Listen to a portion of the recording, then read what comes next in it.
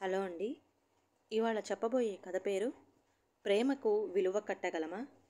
ఈ కథని రచించిన వారు సుదర్శనరావు గారు. ఇక కథలోకి వెళ్ళిపోతే, ఆ ముదనష్టపు రోజు దాటుకుంటూ బరువుగా ఓ సంవత్సరం కాలం అయింది. జయరాం గారు ఆ చిన్న బస్ షెల్టర్లో కూర్చొని స్కూల్ బస్ కోసం ఎదురు చూచే ఆ చిన్న చిన్న 10 సంవత్సరాల పిల్లల రాక కోసం ఎదురు చూస్తుంటారు ప్రతిరోజు. తాతాజీ గుడ్ మార్నింగ్ అంది నీలిమ. తాతాజీ నేను కూడా గుడ్ మార్నింగ్ అంది శాంతి. తాతాజీ నేను ముందు గుడ్ మార్నింగ్ చెప్పాను, మీరు సరిగా నా వంక చూడలేరు నొచ్చుకుంది మేరీ. అవును, హసీనా అలా ఉందే, నాకు గుడ్ మార్నింగ్ చెప్పనే లేదు. నా మీద కోపం వచ్చిందా? హసీనా తల వంచుకునే ఉంది, జవాబు ఇవ్వలేదు.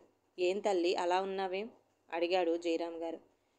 మీ మీద కోపం కాదంకుల్, ఇవాళ దాని బర్త్డే, అందుకే అది అలా ఉంది అంది మేరీ. ఓ అదా నీ కోపం, wish you happy birthday Tataji అంటూ గొల్లున ఏడ్చేసింది హసీనా. ఏమైంది తల్లి అంటూ తల మీద చెయ్యి వేసే నిమురుతో అడిగాడు జయరాం గారు. ఇవాళ ఇవాళ చెప్పలేక మళ్ళీ ఏడ్చేసింది హసీనా. ఇంకా నేనెప్పుడు బర్త్డే చేసుకోను తాతాజీ. ఈసారి నిర్మల, శాంతి, మేరీ కూడా ఏడ్చేస్తున్నారు. అమ్మ, మీరింకా ఆ విషయాన్ని మర్చిపోలేదా? తాతాజీ, ఎలా మర్చిపోగలం? That bad day, god is very very bad. అందుకే ఆ రోజు నుంచి ప్రేయర్ చేయడం మానేశాను అంది మేరీ. తప్పు తల్లి, అలా అనకూడదు. దేవుడికి ఎవరి మీద ప్రేమ ఎక్కువైతే వారిని తన దగ్గరకు తీసుకుపోతాడు. తీసుకుపోయి అంది ఆశ్చర్యంగా నీలిమ. ఆడుకుంటాడు. గాడ్ దగ్గర చాలా చాలా రకాల కొత్త కొత్త గేమ్స్ ఉంటాయి. మరి నన్ను, నీలిమను, మేరీని, హసీనాను కూడా తీసుకువెళ్ళొచ్చుగా. మేమందరం బెస్ట్ ఫ్రెండ్స్మే కదా, హాయిగా అందరం కలిసి ఆడుకోవచ్చు కదా అంది శాంతి అమాయకంగా. అమ్మ తల్లి, అంత మాట అనకండి అంటూ అందరినీ దగ్గరికి తీసుకుని నుదుటి మీద ముద్దు పెట్టుకున్నారు జయరాం గారు. మీరు నుండు నూరేళ్ళు సుఖంగా ఉండాలి తల్లులు అంటూ జయరాం గారు గుండెల్లో నుంచి తన్నుకొచ్చే దుఃఖాన్ని ఆపుకోలేక కన్నీటి రూపంలో దారలు కట్టింది. అలా ఓ నిమిషం అందరూ ఏడుస్తూనే ఉన్నారు. ఆ తర్వాత కొంచెం తేరుకొని ఎప్పటిలాగే సంచిలో నుంచి క్యాడ్బెరీ చాక్లెట్లను తీసి అందరికీ ఇచ్చారు జయరాం గారు. ఇవాళ వద్దు తాచాజీ, మాకు ఇవాళ అసలేం తినం. ఇంట్లో బ్రేక్ఫాస్ట్ కూడా తినాలనిపించలేదు. అలా కాదమ్మా, మీరు చక్కగా తింటేనే అపర్ణ సంతోషిస్తుంది. నిజమా తాతాజీ? అయితే తింటాం అన్నారు. తాతాజీ ప్రాణం అంటే ఏమిటి తాతాజీ అంది శాంతి. చచ్చిపోవడం అంటే ఏంటి తాతాజీ? నీలిమ. దెబ్బలు తగిలిన, ఫీవర్ వచ్చిన డాక్టర్కు చూపించుకుని మందులు వేసుకుంటే తగ్గిపోతుంది కదా. అలాగే మంచి డాక్టర్ దగ్గరకు తీసుకువెళ్ళి మంచి మందులు వేసిన అపర్ణకు ప్రాణాలు తిరిగి రాలేదేం తాతాజీ అంది మేరీ. దేవుడు కూడా చాలా పెద్ద డాక్టర్ అని మా పప్పా చెబుతాడు. మరి అంత మంచి డాక్టర్ అయితే అపర్ణ వుడ్స్ తగ్గి పోయిన ప్రాణాలు ఎందుకు రాలేదు తాతాజీ అంది హసీనా. వాళ్ళ ప్రశ్నలకు జయరాం గారి దగ్గర ఆన్సర్ లేదు. అప్పుడు దేవుడు దగ్గర మందులు అయిపోయాయి ఉంటాయిలే మరి అంది శాంతి. ఆ తరువాత అన్న మందులు తయారు చేసి అపర్ణకు ప్రాణం ఇవ్వొచ్చు కదా అంది నిర్మల. మనం అందరికీ ప్రాణాలున్నాయి, మరి ఒక్క అపర్ణ ప్రాణాలే ఎందుకు పోయాయి తాతాజీ అంది హసీనా. గట్టిగా తలకు దెబ్బ తగిలింది కదా, మందులు పనిచేయలేదట, మా అమ్మ చెప్పింది అంది మేరీ. ఇంతలో స్కూల్ బస్సు వచ్చింది. పిల్లలందరికీ కళ్ళు తుడిచి నెమ్మదిగా బస్సు ఎక్కించారు జయరాం గారు. బాయ్ తాతాజీ అంటూ చెయ్యి ఊపారు. బాయ్ బాయ్ అన్నారు జయరాం గారు.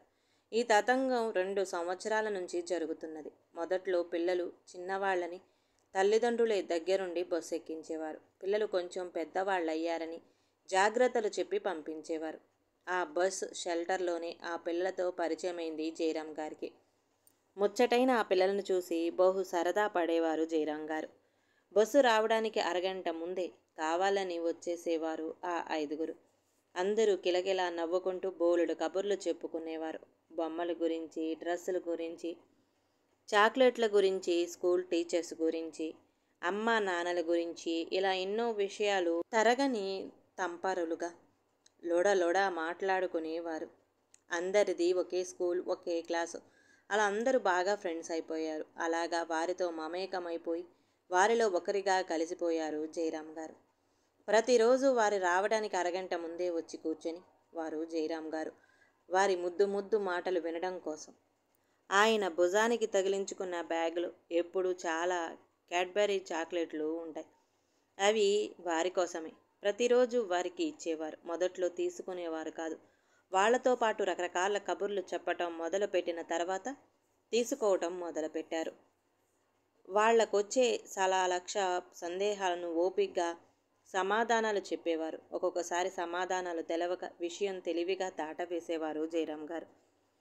పిల్లలు గడుగ్గాయలు కదా, కనిపెట్టేసి తాతాజీకి కూడా తెలవదు, ఇంత పెద్దవారు తాతాజీకి కూడా తెలవదట, మా డాడీని అడిగి రేపు చెబుతాలే అనేవారు కళ్ళింతెంత చేసుకుని ఆశ్చర్యపోతూ. జయరాం గారు రిటైర్ అయ్యాక రోజు ఉదయం గుడికి వెళ్ళడం అలవాటు చేసుకున్నారు. ఇంటి దగ్గర నుంచి మార్నింగ్ వాక్ చేసుకుంటూ వచ్చి కొంచెంసేపు ఆ బస్ షెల్టర్లో కొద్దిసేపు విశ్రాంతి తీసుకునేవారు. అప్పుడే పరిచయం అయ్యిందా పిల్లలతో. స్కూల్ యూనిఫామ్లో ఉన్న ఆ పిల్లలు అందరూ ఇంచుమించు ఒకే సైజులో ఉండటం వల్ల, అందరూ ఒకేలా బుట్టబొమ్మల్లా ఉండటం వల్ల ఎవరి పేర్లు ఎవరివో చాలా రోజుల వరకు చెప్పలేకపోయేవారు. అప్పటినుంచి వారి మాట తీరు, వారి హావభావాలు, వారి మేనరిజం బట్టి వారి పేర్లను గుర్తుపెట్టుకునేవారు. వారందరిలోకి అపర్ణ అచ్చుగుద్దినట్టు బార్బీ బొమ్మల తెగ ముద్దొచ్చేసేది జయరాం గారికి. దానికి తోడు అపర్ణది లీడర్షిప్ క్వాలిటీస్ ఎక్కువగా ఉండేవి. అందరినీ లీడ్ చేస్తుండేది, అందరికీ జాగ్రత్తలు చెబుతుండేది, అందరికీ బోలెడు సలహాలు ఇస్తుండేది, అందరికీ అలా ఉండాలి ఇలా ఉండకూడదు అని పెద్ద పెద్ద స్పీచ్లు ఇస్తుండేది. ఎప్పుడు అన్ని సబ్జెక్ట్స్లోనూ క్లాస్ ఫస్ట్ వచ్చే అపర్ణే ఆ క్లాస్ లీడర్గా ఎన్నికైంది. ఆ రోజు నుంచి అపర్ణ ఇంకా ఎక్కువ బాధ్యతగా అందరి హోంవర్క్స్ను సరిగ్గా చేశారో లేదో చెక్ చేసి సరిచేస్తుండేది. అర్థం కానివి చెబుతుండేది. స్కూల్ టీచర్స్కు కూడా ఏవేవో సహాయం చేస్తుండేది. ఆ అచిర కాలంలోనే అపర్ణ అందరికీ రోల్ మోడల్గా మారింది. ఎవరి ప్రవర్తన అన్నా సరిగ్గా లేకపోతే అపర్ణను చూసి నేర్చుకోండి అని కేకలు వేసేవారు టీచర్లు. అపర్ణది daring dashing nature. Aparna, Neelima, Mary, Shanti, Haseena ఈ ఐదుగురు ఒకే చోట నుంచి బయలుదేరడం వల్ల ఈ ఐదుగురికి బాగా జోడి కుదిరింది. క్లాసులో కూడా పక్క పక్కనే కూర్చునేవారు. ప్రతి ఆదివారం ఒక్కొక్కళ్ళు ఇళ్లల్లో పొద్దుట నుండి సాయంత్రం వరకు గడిపేవారు. వీరి స్నేహానికి ఆ ఐదుగురి తల్లిదండ్రులు మురిసిపోయేవారు. ఆ ఐదుగురు తల్లిదండ్రులకు కూడా బాగా స్నేహం కూడా కుదిరింది. ఎవరికి ఏ సహాయం కావాలన్న సంతోషంగా ఒకరికొకరు సహాయపడుతూ ఉండేవారు. ఈలోగా పిల్లలు జయరాం గారి గురించి చెప్పడం, వారి తల్లిదండ్రులతో కూడా బాగా పరిచయాలు ఏర్పడడం జరిగింది. వారంతా ప్రతి ఆదివారం జయరాం గారిని కూడా ఆహ్వానిస్తూ ఉండేవారు. మొదట్లో కొంచెం ఇబ్బంది పడినా పిల్లలు బలవంతం చేయడంతో అందరూ కలిసి ప్రతి ఆదివారం వెళుతుండేవారు జయరాం గారు. పిల్లల నుండి పెద్దలతో సహా అందరూ జయరాం గారికి పెద్ద ఫ్యాన్స్ అయిపోయారు. ఏమిటో జీవితం అలా అంత హాయిగా ఉంటే భగవంతుడికి కన్ను కుట్టేస్తుంది ఏమిటో. సరిగ్గా ఇప్పటికి సంవత్సరం క్రితం ఇదే రోజున ఎప్పటిలాగానే బస్ షెల్టర్లో పిల్లలు జయరాం గారు కబుర్లతో మునిగి తేలిపోతున్నారు. కొద్దిసేపు పిచ్చాపాటి కబుర్లయ్యాక రోడ్డుకు అవతల వైపునున్న వేణుగోపాలస్వామి వారి దేవాలయానికి వెళ్తుంటారు. ఈ మధ్యన జయరాం గారికి కొంచెం నీరసం ఆవహించడం, కంటి చూపు కొద్దిగా మందగించడంతో రోడ్డును స్పీడ్గా దాటలేకపోతూ ఉండేవారు. వాహనాల మీదకు వచ్చేస్తుండేవి. జయరాం గారు చాలా ఇబ్బంది పడేవారు. ఇది గమనించిన అపర్ణ జయరాం గారి చెయ్యి పట్టుకుని వాహనాలను స్టాప్ అంటూ ఆపుతూ రోడ్డు దాటించి బాయ్ చెప్పి తిరిగి వెనక్కి వస్తుండేది. వద్దంటున్న అపర్ణ వినేది కాదు. రండి తాతాజీ, మీకు నేనున్నానుగా, భయమెందుకు, రండి తాతాజీ అంటూ చెయ్యి పట్టుకొని పెద్ద ఆరిందల ట్రాఫిక్ను కంట్రోల్ చేస్తూ రోడ్డు దాటించడం చాలా మామూలు విషయమైపోయింది. ఆ రోజు విధి కర్కశంగా వెక్కిరించిన పరమ దుర్మార్గ దుద్దిరను. ఎప్పటిలాగే అపర్ణ జయరాం గారి చెయ్యి పుచ్చుకొని స్టాప్ అంటూ రోడ్డు దాటిస్తుంది. అంతలో ఓ బుల్లెట్ బండి మీద ఫూటుగా తాగి ఇష్టం వచ్చినట్టు రోడ్డంతా కట్స్ కొట్టుకుంటూ 150 కిలోమీటర్ల స్పీడుతో అపర్ణ మాటలు వినిపించుకోకుండా గుద్ది పారేశాడు. జయరాం గారు ఎగిరి చాలా దూరం పడ్డారు. అపర్ణ 3 పిల్లి మొగ్గలు వేసి టపామంటూ తల నేలకు తగిలి ఇంకా లేవనేలేదు. బుల్లెట్ నా కొడుకు ఆగలేదు, పారిపోయాడు. అంత దెబ్బలు తగిలి కూడా జయరాం గారు అపర్ణ అపర్ణ అంటూ గుండెలు బాదుకుంటూ పాక్కుంటూ వచ్చి తల పగిలి రక్తసిక్తమైన అపర్ణను ఒడిలోకి తీసుకుని, అమ్మ తల్లి లే, మాట్లాడు తల్లి అంటూ గగ్గోలు పెట్టి గుండెలు బద్దలయ్యేలా ఏడుస్తూ స్పృహ కోల్పోయారు. అపర్ణ ఇంక లేదు అన్న విషయం జీర్ణించుకోలేకపోతున్నారు జయరాం గారు. తను కూడా చాలా గట్టి దెబ్బలు తగిలిన ప్రాణాలు పోకుండా బ్రతికి బయటపడ్డారు. ఎవరి కోసం, ఎందుకోసం? అన్నీ తీరిపోయిన కాటికి కాళ్ళు చాపుకున్న తను బ్రతికి ఎవరిని ఉద్ధరించాలి? నిండు నీరేళ్లు బతకవలసిన అపర్ణ ఏం ఉద్ధరించకుండానే వెళ్ళిపోయింది. కేవలం నా వల్లని, నన్ను రోడ్డు దాటించటం వలని. పాపిష్టివాడు తను చచ్చి బంగారం లాంటి అపర్ణ బ్రతికుండకూడదా?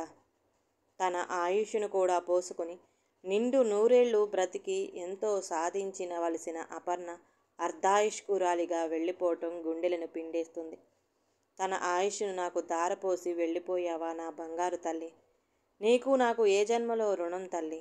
నీ ఆయుష్ను నాకిచ్చి రుణం తీర్చుకుని వెళ్ళిపోయావా? ఇంకా నా ప్రాణాలెందుకు పోలేదు? నేను బ్రతికి ఎవరిని ఉద్ధరించడానికి అంటూ రోజు కంటికి మంటికి ఏడుస్తూనే ఉన్నారు జయరాం గారు. అపర్ణ తల్లిదండ్రులకు నా ముఖం ఎలా చూపించగలను? ఏం సమాధానం చెప్పగలను? వారి కడుపు కోతను ఎలా తీర్చగలను? అయ్యో, వారికి అపర్ణ ఒక్కతే సంతానమే, ఇక పిల్లలు పుట్టే అవకాశమే లేదట. అమ్మ అపర్ణ, నా బంగారు తల్లి, నా బార్బీ బొమ్మ, నీ ఆయుష్ను మింగేసిన పాపాత్ముణ్ణి తల్లి. నన్ను రోడ్డు దాటించి నువ్వు ఈ లోకాన్ని దాటి వెళ్ళిపోయావా తల్లి? ఏం చేసి నీ రుణం తీర్చుకోగలను తల్లి? తిరిగి రాని ప్రాణాల కోసం ఏం చేస్తే లాభమేముంది తల్లి? ఈ ముసలాడు ఇంకా ఎందుకు బ్రతికున్నాడు? ఇంత ఘోరం జరిగాక కూడా ఈ బొందిలో ప్రాణం ఇంకా పోవట్లేదే. ఈ జన్మలో ఇంత భయంకరమైన శిక్ష మరొకటి ఉంటుందా? నీ ఆయుష్ను మింగేసిన ఈ పాపాత్ముడికి ఈ శిక్ష పడాల్సిందే. ఆ బస్ షెల్టర్ను అపర్ణ చలివేంద్రంగా మార్చేశారు. 2 కూలింగ్ వాటర్ కూలర్స్లను ఏర్పాటు చేశారు. 24 గంటలు చల్లని నీరు ఉండేలా, బాటాసారులందరికీ అందేలా ఏర్పాటు చేశారు. అపర్ణ పేరు మీద అన్నదానం, వస్త్రదానం ప్రతి నెల చేయసాగారు. తను సంపాదించిన మొత్తాన్ని, ఆఖరకు తనకు వచ్చే పెన్షన్ని కూడా అపర్ణ పేరు మీద సాంఘిక సేవా కార్యక్రమాలకు వినియోగించసాగారు జయరాం గారు. అంతకు మించి తనకు తను ఎలా శిక్ష వేసుకోవాలో ఇప్పటికీ అర్థం కావట్లేదు. ఆ తర్వాత జయరాం గారు ఇంకెప్పుడు రోడ్డు దాటి శ్రీ వేణుగోపాల స్వామివారి దేవాలయానికి వెళ్ళనేలేదు. వీలైనప్పుడల్లా అపర్ణ తల్లిదండ్రుల దగ్గరకు వెళ్ళి కాళ్ల మీద పడి క్షమాపణలు చెబుతూనే ఉన్నారు. అయ్యో, మీరు మాకు తండ్రి లాంటివారు. మీరు అలా చేయడం ఏమీ బాగోలేదు. దేవుడు దానికి అంతే ఆయుష్ రాసి పెట్టాడు. వెళ్ళిపోయింది. మన చేతుల్లో ఏమీ ఉండదు నాన్నగారు. మనం నిమిత్త మాత్రులం. అపర్ణ పేరు మీద మేము కూడా చెయ్యలేని ఎన్నో సేవా కార్యక్రమాలు చేస్తున్నారు. అంతకన్నా కావాల్సిందేముంది? అపర్ణ ఆత్మ శాంతి కది చాలు నాన్నగారు అన్నాడు అపర్ణ తండ్రి జయరాం గారిని ఓదారుస్తూ. అయినా ఆ రోజే కాదు కదా, చానాళ్ల నుండి మిమ్మల్ని అదే రోడ్డు దాటిస్తుంది. Bad luck. ఆ రోజు అలా జరిగింది. అందులో మీ తప్పేముంది? అంది అపర్ణ తల్లి కడుపు కోతను ఆపుకుంటూ. జయరాం గారు ఒక్కొక్క అడుగే బరువుగా వేస్తూ నవ్వుతూ చిలిపిగా కవ్విస్తున్నట్టుండే అపర్ణ నిలువెత్తు చిత్రపటానికి పూలమాల వేసి కన్నీటితో అభిషేకం చేసి, తల్లి నువ్వే నాకు దేవతవి తల్లి, నీ ప్రేమ విలువ వెలకట్టలేని నీ ప్రాణాల తల్లి అంటూ ఆక్రోశించసాగారు జయరాం గారు దండం పెడుతూ. ఈ కథ కనుక నచ్చితే ప్లీజ్ అండి లైక్ చేయండి. అలాగే ఛానల్ని సబ్స్క్రైబ్ చేసుకోవడం మాత్రం మర్చిపోమాకండి. మీ విలువైన అభిప్రాయాన్ని కామెంట్ బాక్స్లో కామెంట్ చేయండి. అందరికీ ధన్యవాదాలండి.